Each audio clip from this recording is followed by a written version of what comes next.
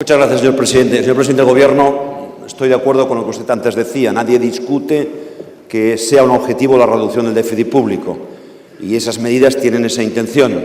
No obstante, dicho esto, a juicio de este grupo parlamentario, el Gobierno se equivoca tanto en las formas como en los contenidos. No quiero avanzar el debate que se va a producir mañana en esta Cámara. Simplemente quiero hacer alguna observación en cuanto a las formas, en cuanto a los contenidos y, finalmente, en cuanto a las repercusiones de estas medidas.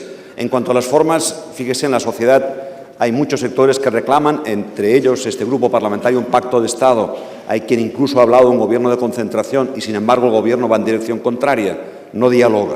La prueba de ello es que ha aprobado 21 Real Decreto Ley. Por tanto, poco diálogo antes y muy poco después. Va en dirección contraria. En cuanto a las formas, en cuanto a los contenidos, ustedes actúan para reducir el déficit público más en los ingresos que en los gastos. Ingresos, en caso del IVA, que no quieren compartir con las comunidades autónomas, a pesar de que en los estatutos y el sistema de financiación está establecido que participen de ese impuesto. Los gastos lo dejan para las comunidades autónomas y, encima, si España recibe de la Unión Europea un punto de inflexión del PIB en cuanto a reducción del déficit, se lo quedan todos ustedes y las comunidades autónomas que se espabilen. En cuanto a contenidos, no concebimos, por ejemplo, lo que significa pasar del 15 al 21% las retenciones de profesionales y autónomos. Es auténticamente confiscatorio. Hay sentencias del Supremo por una medida adoptada por el Gobierno de su mismo color político en los años 90 que así lo confirman. No compartimos tampoco, por ejemplo, la sensibilidad del Gobierno respecto a la cultura, la subida tremenda del IVA respecto a cultura y, sobre todo, no compartimos que primero suban IRPF y después suban IVA. Nos parece un disparate. Si el IVA iba a perjudicar el consumo hace 6 meses, ahora resulta que lo perjudicará. Consecuentemente, el resultado, menos consumo, más paro, más recesión. Frente a ello, ¿qué debería hacer el Gobierno y no hace? Presentar de una vez por todas un plan que acompañe de crecimiento a estas medidas de reducción de déficit público.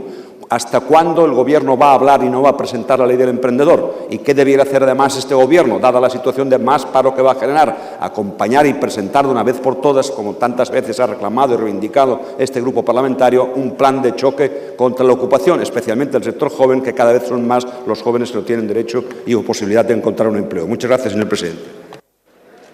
Muchas gracias, señor diputado. Señor presidente.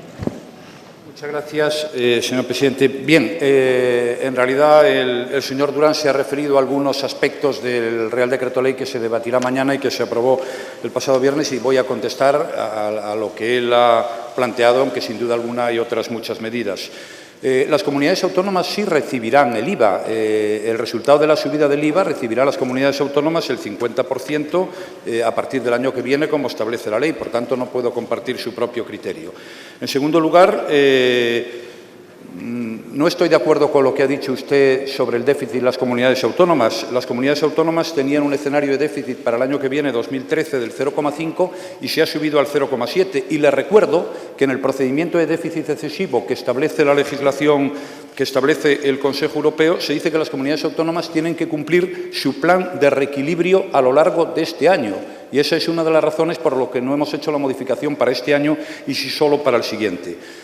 Usted no está de acuerdo en la subida de las retenciones del 15 al 21. Yo creo que es una subida razonable, del 15% al 21%. Toda esa gente paga más del 21%. Subir el IRPF y el IVA, la subida del IRPF es simplemente una subida por 2 años con carácter provisional y transitorio.